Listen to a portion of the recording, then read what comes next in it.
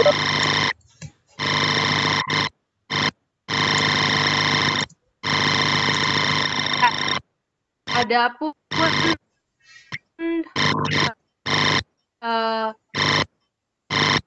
kegiatan pada hari ini, mohon maaf, Pit, suaranya sorry, kira-kira mohon maaf, sebentar bisa dari dinormalkan? saya. Kali ini saya minta tolong untuk para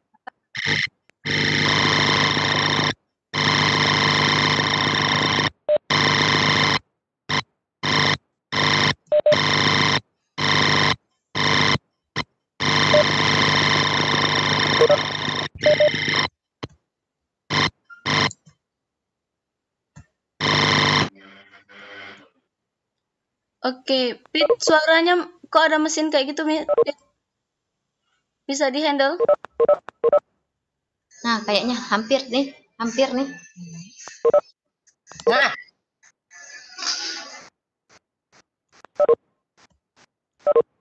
Pit, bisa dihandle? mohon maaf, Halo? apa suaranya sekarang udah jelas? Oke, udah bagus, udah bagus. Bisa langsung mulai.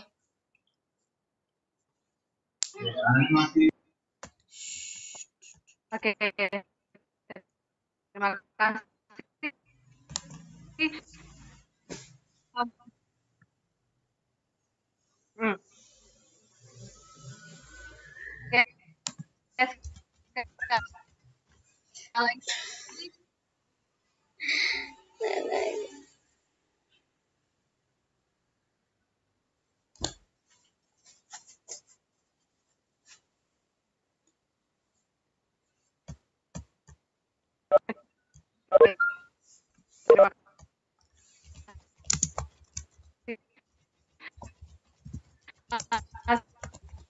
Sekali lagi selamat datang untuk Bapak Ibu sekalian ya di acara webinar dan pelatihan online pembuatan game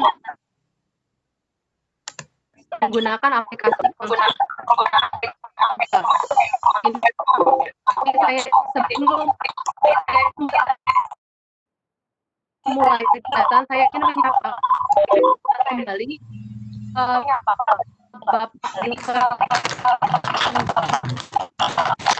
apakah sudah masuk ke Oke, sudah. ruang meeting ya? Pak Ketua. Sudah siap.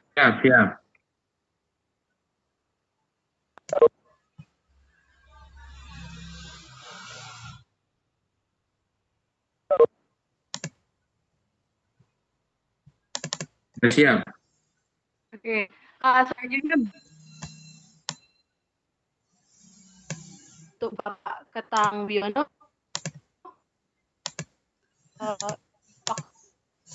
dan tempat saya persilahkan.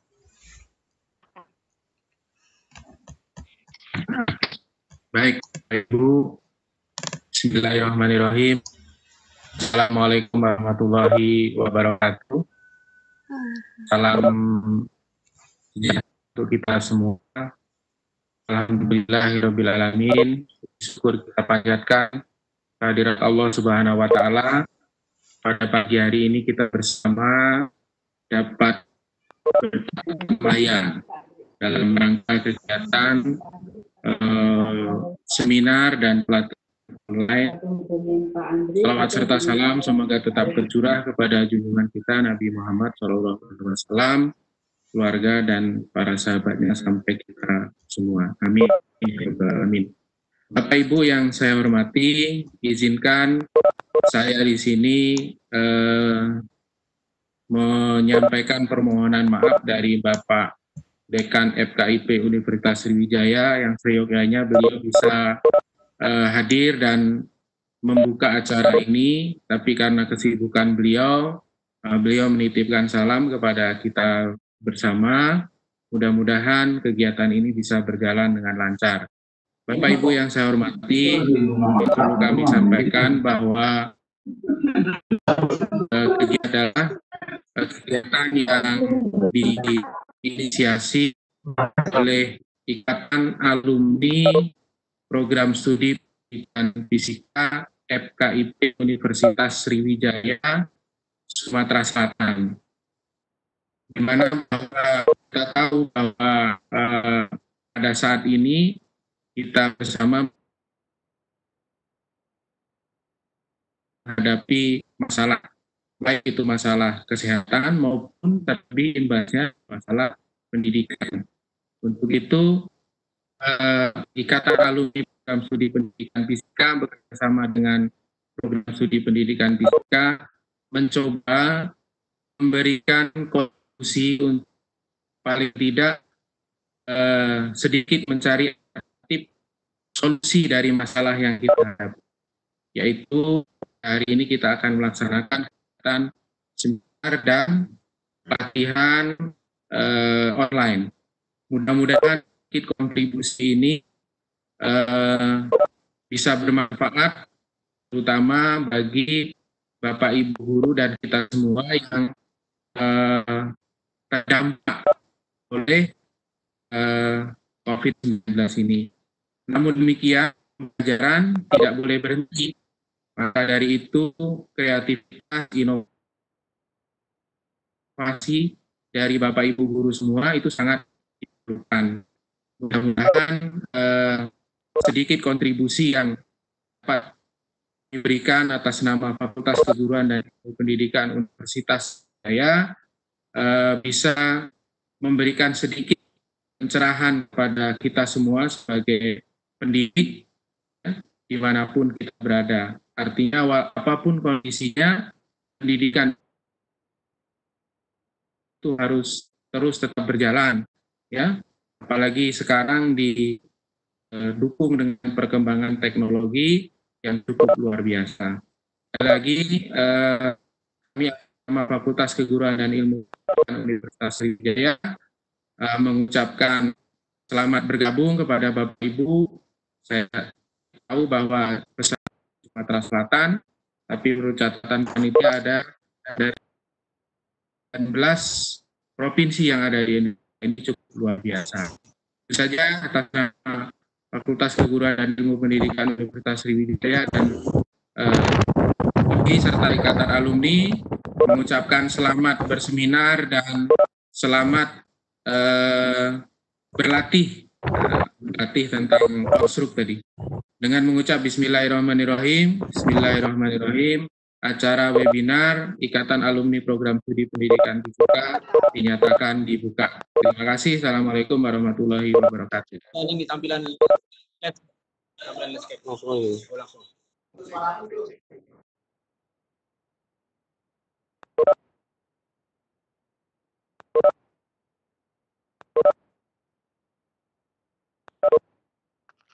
Oke, terima kasih Bapak Dr. Katang Wiono telah membuka kegiatan kita pada hari ini. Selanjutnya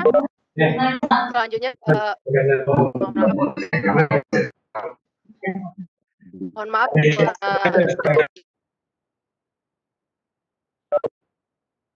Terima kasih. Selanjutnya kegiatan ini webinar atau pemaparan materi mengenai blended learning itu sendiri. Seperti yang telah kita ketahui bahwasanya pada era saat ini pembelajaran tidak hanya 100% dilakukan di dalam kelas atau dalam praktek, sehingga bukan proses pembelajaran lain dengan cara daring atau online, sehingga bisa dilaksanakan di berbagai tempat dan waktu. Untuk itu, proses pembelajaran blended learning itu merupakan salah satu proses pembelajaran yang dapat kita gunakan. Mengapa kita butuh menggunakan proses blended learning dan bagaimana prosesnya? Selanjutnya, para materi akan disampaikan secara rinci oleh Bapak Dr. Katang Wiono selaku Koordinator Pendidikan Fisika Universitas Sriwijaya. Kepada Bapak kami persilahkan.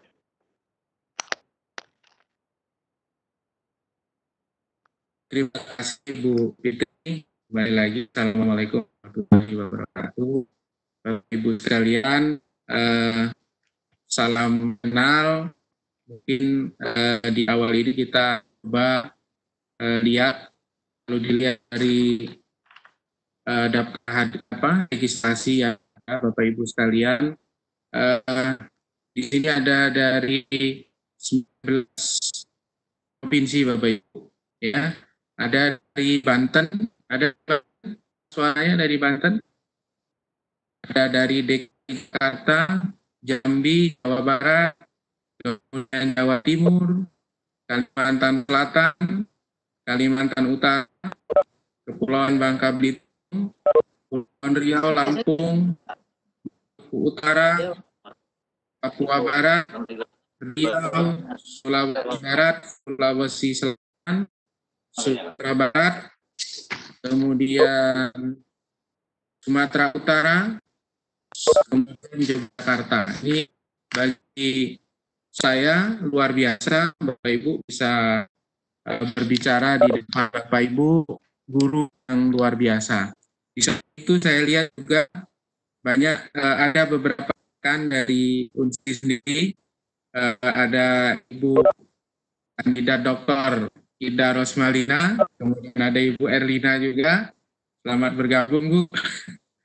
Ini adalah ajang silaturahmi kita secara maya, karena kita memang saat ini tidak bisa berbuka secara langsung. Bapak Ibu sekalian, dalam waktu yang tidak terlalu lama ini, saya akan mengajak kita bersama untuk sama-sama sharing tentang apa itu blended learning. Ini adalah saat ini saya adalah diamanai menjadi koordinator program studi pendidikan fisika FKIP UNSI. Kemudian kalau dilihat riwayat pendidikannya, saya S1 di UNSI, Bapak Ibu, kemudian S2 dan S3 di UPI. Ada di antara Bapak Ibu yang satu alma mater dengan saya dari UPI. Pertama saya di UPI ada kurang lebih 5 tahun menyelesaikan S2 dan S3. Selanjutnya Bapak Ibu, bahasan kita pada hari ini saya awali dari hasil survei. Hasil survei yang saya lakukan itu pada kurun waktu tanggal 8 sampai dengan 15 Juni 2020 terhadap 67 fisika. Kalau kita lihat di sini, responden yang saya survei itu ada 67, 89,6% pendidikannya S1 dan 10,4% itu pendidikannya S2. Nah, ini adalah gambaran kita juga bahwa mungkin belum banyak rekan-rekan guru itu yang melanjutkan jenjang pendidikan ke S2 dibandingkan dengan yang S1. Jadi saya mengajak kepada Bapak Ibu guru untuk senantiasa mengupgrade ilmu pengetahuannya dengan melanjutkan ke jenjang yang selanjutnya. Kemudian kalau kita lihat di sini Bapak Ibu,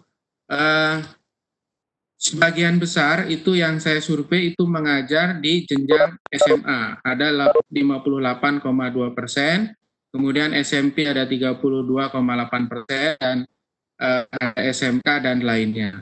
Nah, ini adalah profil responden saya. Kemudian kalau dilihat dari lembaga, ternyata yang mengisi kuesioner saya itu adalah guru-guru dengan masa kerja 0 sampai dengan 5 tahun, yaitu 43,3%. Selebihnya merata 5 sampai 10, 10 sampai 15, dan lebih dari 15 tahun. Kemudian responden saya juga kalau dia dari statusnya sebagian besar adalah pegawai sipil atau ASN. Nah, lanjut Bapak Ibu, ini adalah hasil survei saya. Menanyakan kepada Bapak Ibu, kebetulan yang saya survei adalah guru fisika. Saya tanyakan, menurut Bapak Ibu, pembelajaran fisika itu apa? Ternyata menurut saat ini sebagian besar 7% itu mengharapkan kombinasi daring dan tatap muka. Kemudian 34,3% itu tetap menggunakan tatap muka. Nah, dan soalannya yang 34,3% ini berdasarkan keputusan bersama Menteri Pendidikan nampaknya data yang ada di zona merah, kuning, dan oranye itu belum bisa seperti itu. Kenapa? Karena diizinkan oleh menteri untuk kita kembali ke sekolah seperti sedia kala. Dan hanya 6% dari 100% sekolah yang diizinkan untuk tatap muka. Maka tantangan kita ada di sini, bagaimana kita membuat kombinasi, ya, kombinasi. Baik,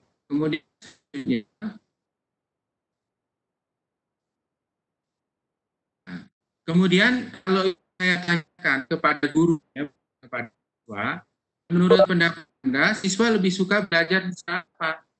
Ini menunjukkan bahwa ternyata siswa kita sebenarnya ingin belajar tatap muka itu 67,7%.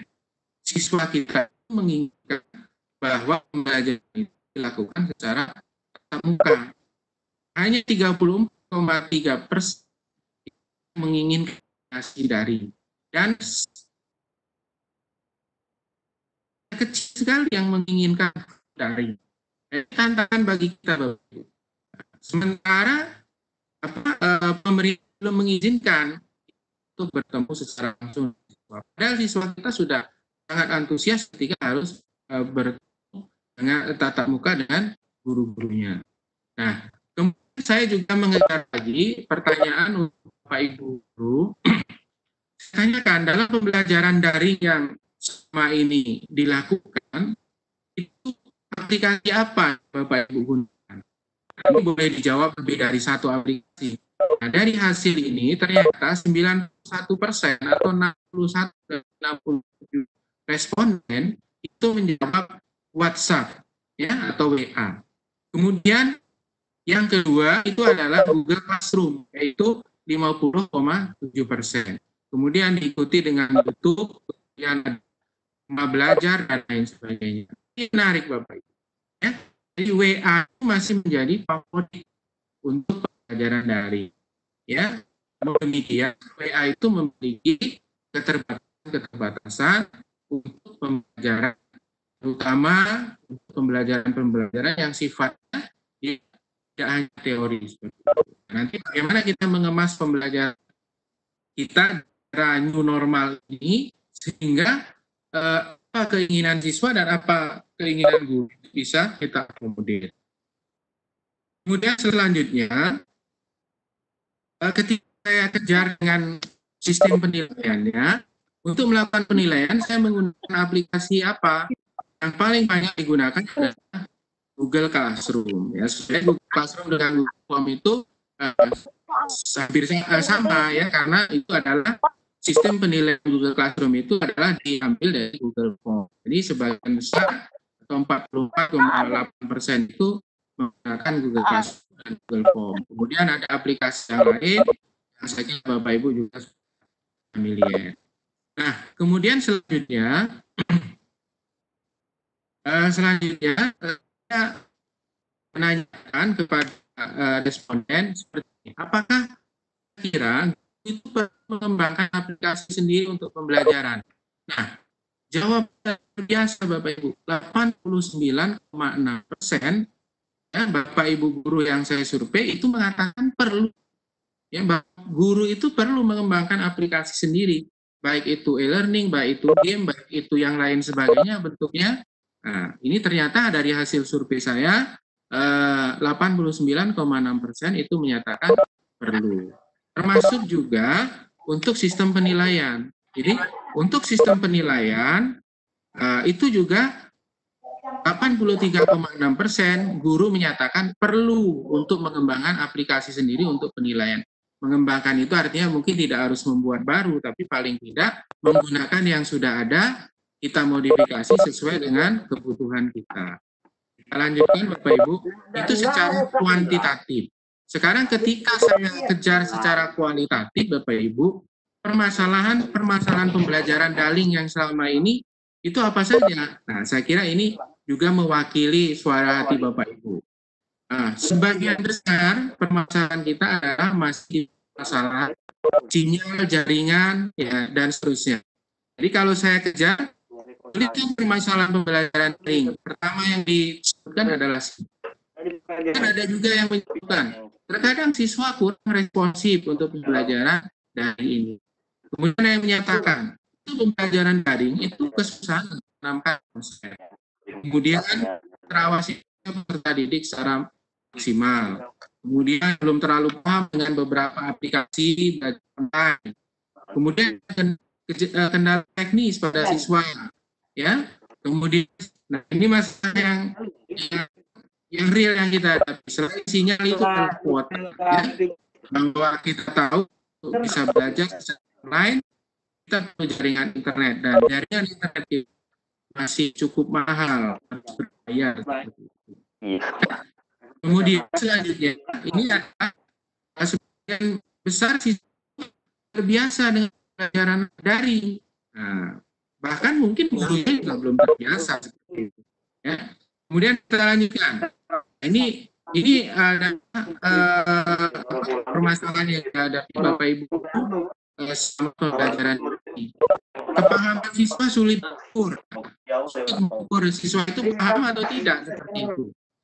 Kemudian ada feedback langsung dari siswa. Kemudian mengobrol kehadiran seperti apa, ya?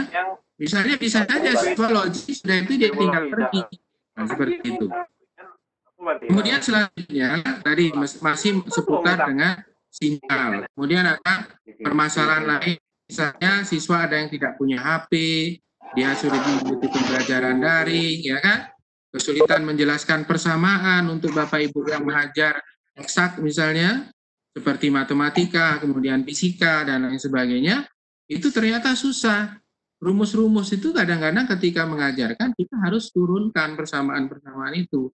Nah, ini merupakan kendala-kendala kita dalam pembelajaran daring. Ya, ada juga yang mengatakan untuk pelajaran yang sifatnya eksperimen. Nah, ini susah ya, untuk melakukan penilaian unjuk kerja. Nah, kemudian yang lain-lain itu banyak juga siswa tidak punya HP. Kemudian, nah ini ada beberapa daerah misalnya mati listrik. Kita tahu bahwa ketika listrik padam maka sinyal sebenarnya tidak ada seperti itu. Kemudian lagi misalnya penjelasan umum dan aplikasi perhitungan sehingga hilang ketika cuaca buruk, ya kan, dan lain sebagainya. Nah ini Bapak Ibu, ini adalah tantangan kita dalam pembelajaran daring yang sudah dilakukan kurang lebih 4 bulan ini. Nah pertanyaannya, ke depan kita mau apa? Kita mau datang ke sekolah? Tidak bisa. Ya. Tetap kita harus ikut, kita harus mempersiapkan diri bagaimana menghadapi pembelajaran daring. Bahkan kalau benar, kalau informasi yang kemarin disampaikan, sampai dengan 2020, awal 2021. Nah, ini bagi kita adalah tantangan sekaligus perlu bagi guru. Untuk apa? Untuk mengembangkan diri, untuk menghasilkan karya inovatif. Nah, Bapak Ibu, saya akan masuk ke kita sekarang. Bapak Ibu, kalau kita bicara tentang e-learning yang saya bahas di sini, itu saya ambil sebagian besarnya, saya kutip dari buku dari Bapak West. Bapak Ibu sudah pernah baca. Ya. Belajar di zaman sekarang ini, yang sering disebut belajar zaman now ini, Bapak Ibu harus melek terhadap teknologi.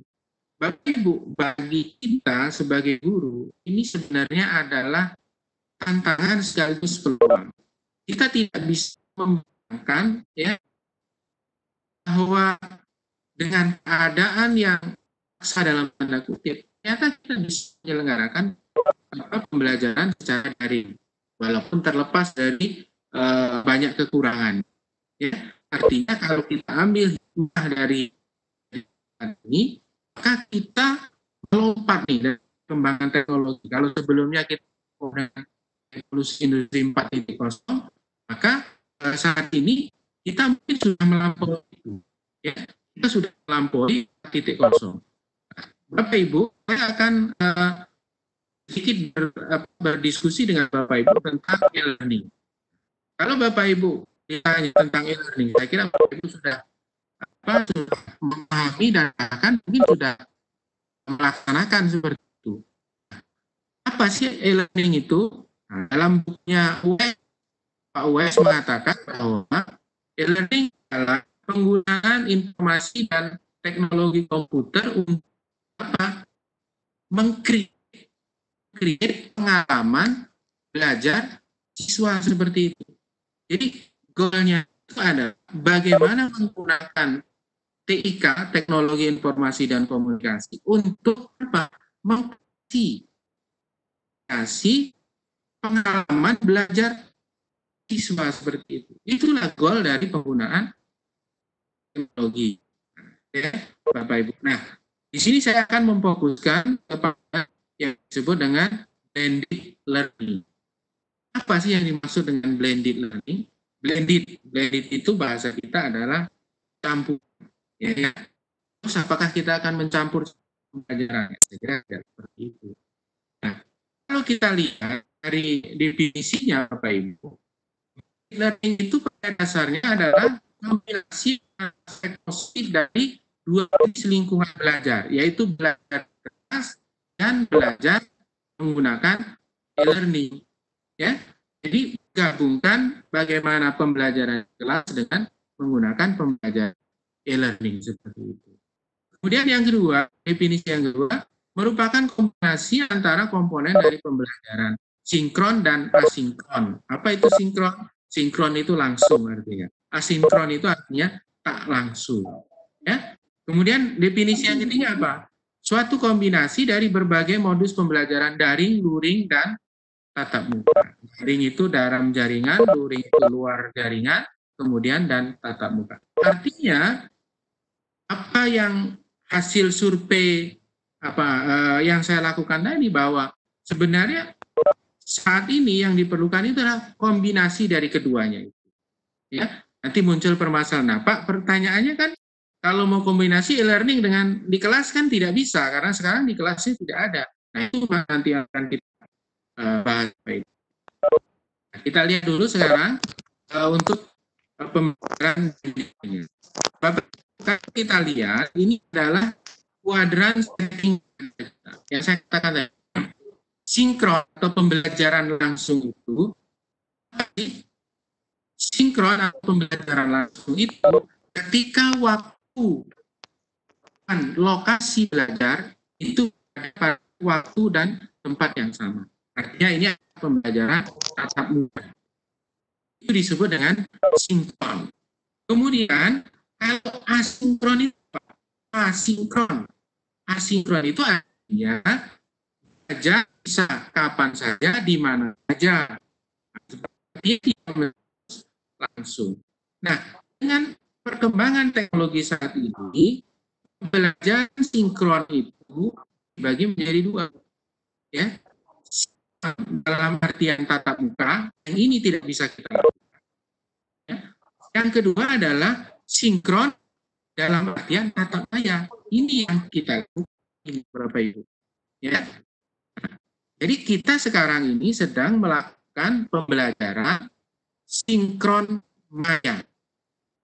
Sinkron maya. Apa itu artinya sinkron maya? Sinkron maya itu adalah belajar pada waktu yang sama, tapi tempat yang berbeda. Itulah yang disebut sinkron maya atau tatap maya. Ya. Nah, itu Bapak Ibu. Jadi kita saat ini sekarang itu melakukan yang disebut sinkron maya. Belajar pada waktu yang sama, tetapi tempat berbeda. Kemudian kalau asinkron itu ada semacam, ada dua paling tidak. Ada yang namanya asinkron mandiri dan asinkron kolaborasi. Asinkron mandiri itu belajar kapan saja, di mana saja, tentang apa saja, tanpa orang lain. Ya, contohnya apa? Kalau Bapak Ibu baca artikel, membaca tulisan, membaca jurnal, ya bisa kapan saja, di mana saja, tentang apa saja, dan tanpa orang lain.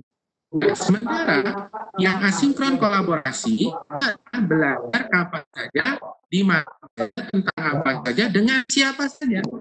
Ya, jadi belajar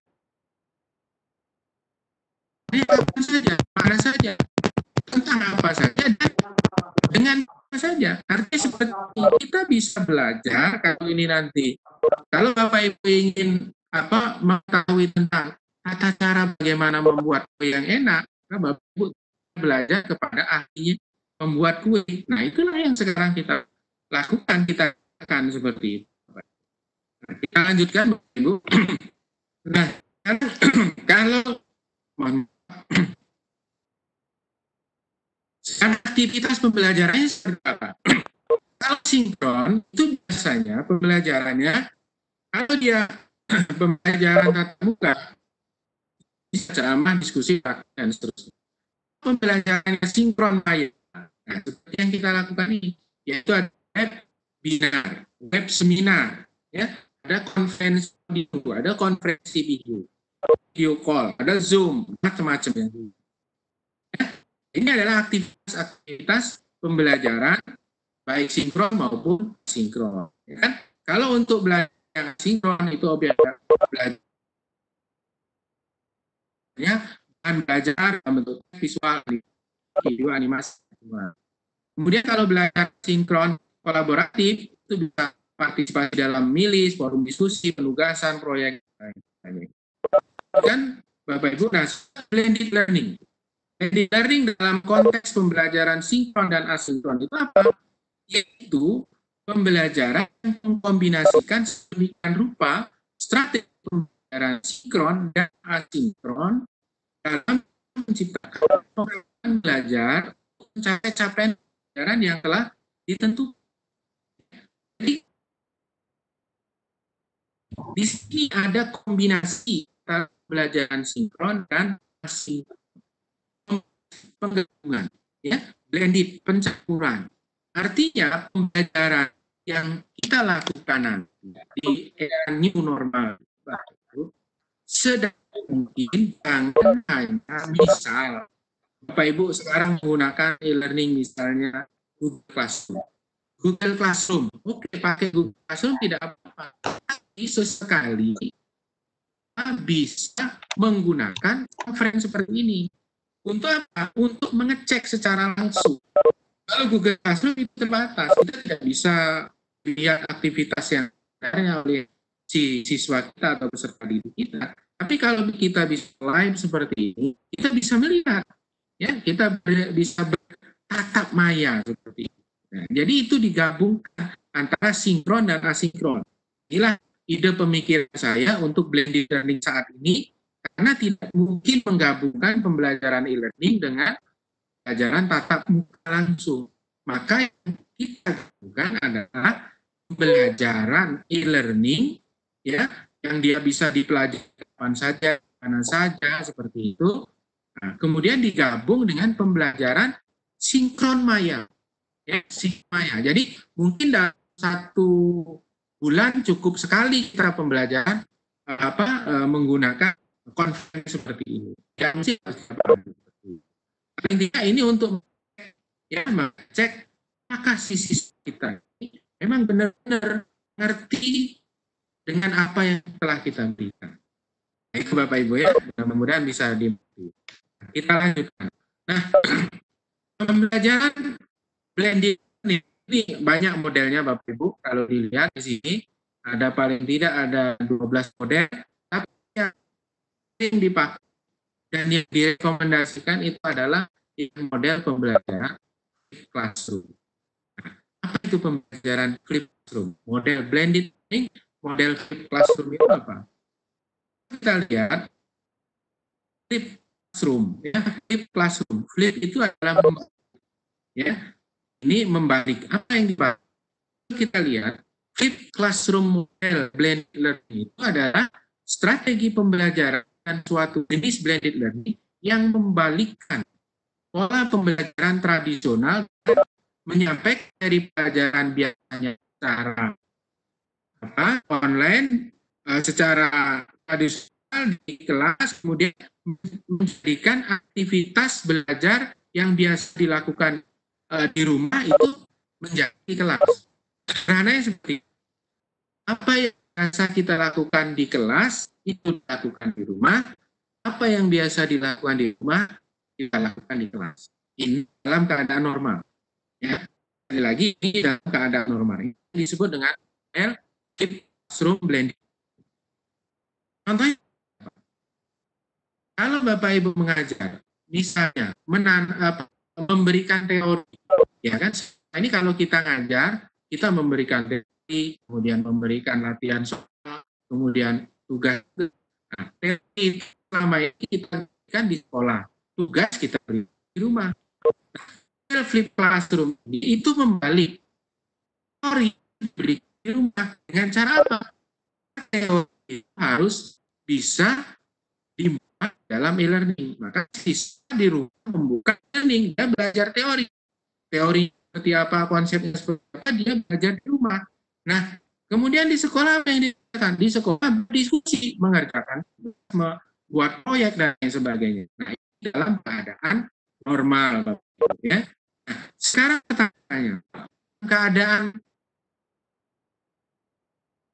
boleh dilakukan di sekolah. Kita memodifikasi model classroom. Nah, ini yang saya contohkan tadi ya. Kalau ini model tradisional di dalam kelas itu guru mengajar, kemudian siswa mengerjakan tugas.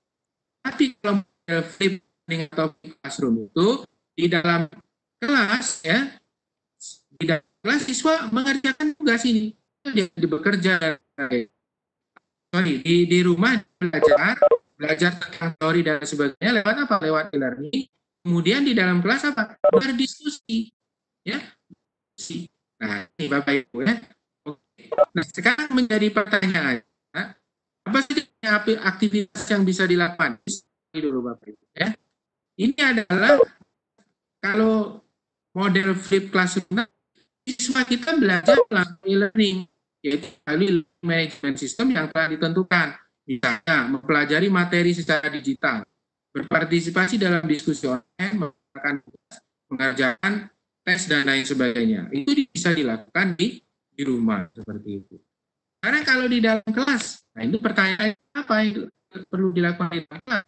Misalnya latihan kerja atau praktek, praktek situasinya, demonstrasi, simulasi studi kasus dan sebagainya. Nah, ini Bapak Ibu, secara teori model flip classroom itu memang menggabungkan antara pembelajaran dengan pembelajaran yang ada di kelas seperti itu. Nah, sekarang dengan kondisi yang seperti ini, masih bisa membuat model blended learning. Masih. Jadi Bapak Ibu seperti ini. Saya kasih contoh.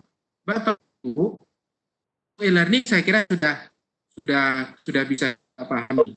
E-learning itu materi dan lain sebagainya katakan bisa dalam macam-macam aplikasi ya, misalnya seperti ini aplikasi yang bisa Bapak Ibu pakai, Moodle, bisa Google, bisa Psikologi, bisa Moodle, Google Classroom dan lain sebagainya. Itu Bapak Ibu letakkan di situ teori-teori Ibu, kemudian materi-materi Bapak Ibu. Nah, sekarang bagaimana membuat blended learning? Nah, blended learning dengan masa new normal saat ini bisa Bapak Ibu lakukan misalnya dengan memberikan penugasan kepada peserta didik kita yang sifatnya si peserta didik itu harus melakukan, ya, harus melakukan, bukan hanya sekedar baca, maka dia harus melakukan. Nah, pertanyaannya adalah bagaimana cara mengukurnya? Pertanyaan, bagaimana kita bisa tahu dia melakukan?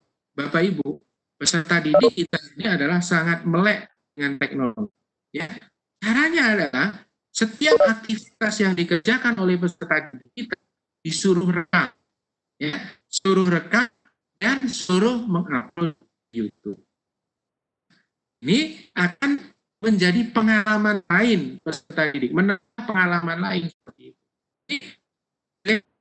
Learning yang di masa new normal ini kita tidak bisa menggabungkan yang e-learning dengan yang di kelas, tapi kita menggabungkan e-learning yang hanya membaca teori dan lain sebagainya, mengerjakan tugas, dengan memberikan tugas secara nyata kepada peserta didik kita untuk mengerjakan kegiatan secara langsung.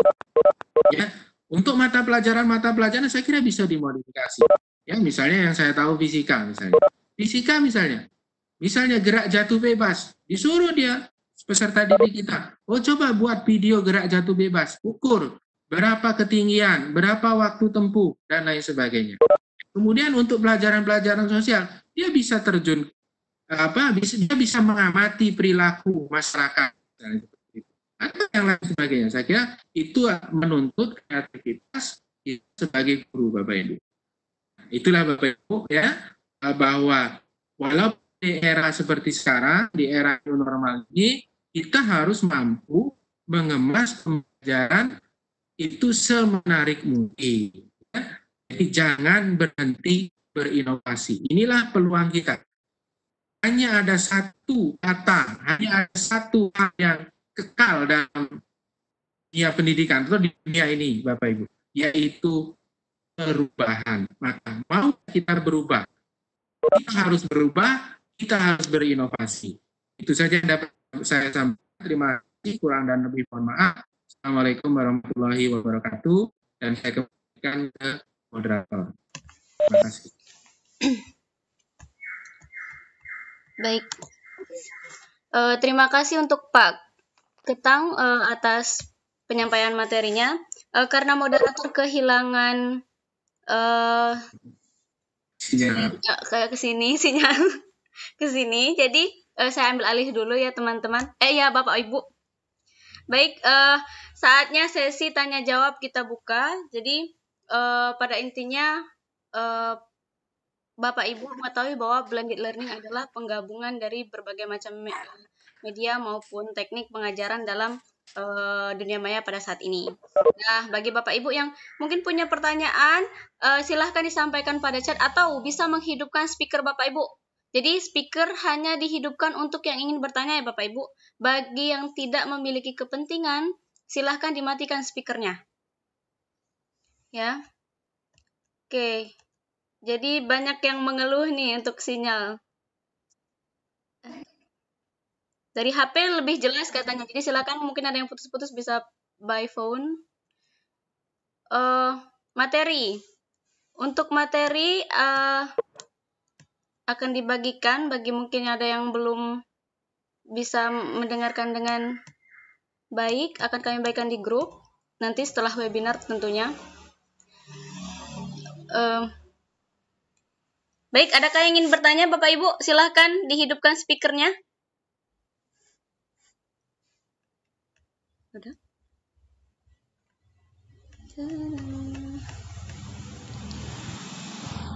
Apakah sudah jelas materi dari Bapak Dr. Ketang Wiono barusan?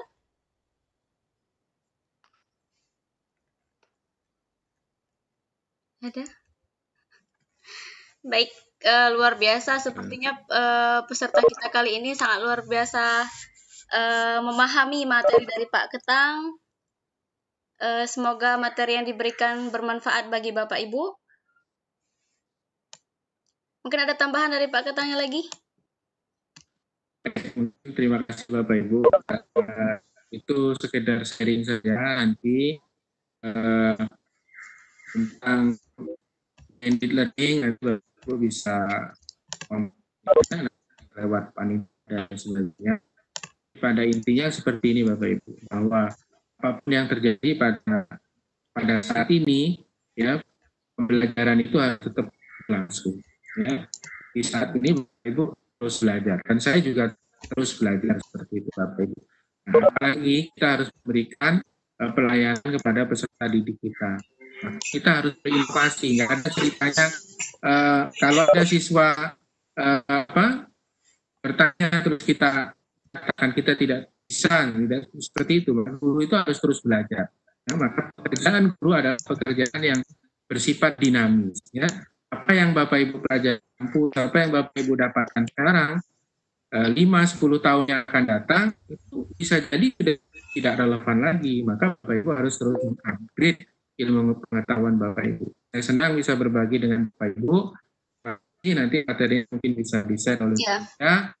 Saya mohon pamit. Assalamualaikum warahmatullahi wabarakatuh. Pak Ketang, sebelum pamit Pak, ada pertanyaan ini kebetulan Pak. Oh, boleh.